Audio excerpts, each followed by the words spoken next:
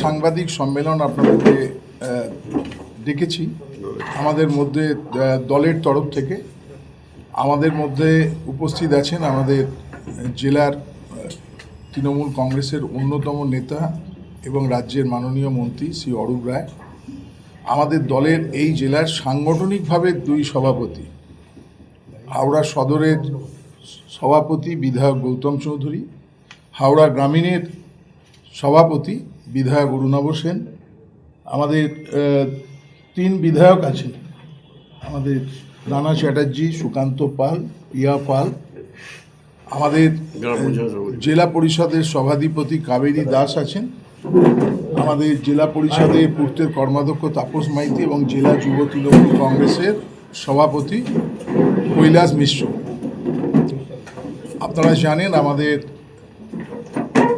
মামাটি মানুষ সরকারের গতকাল আমাদের বাজেট ঘোষিত হয়েছে। মাননীয় মুখ্যমন্ত্রী মমতা বন্দ্যোপাধ্যায়ের নেতৃত্বে রাজ্য সরকারের মাননীয় অর্থমন্ত্রী চন্দ্রিমা ভট্টাচার্য বাজেট পেশ করেছেন। আমাদের রাজ্যের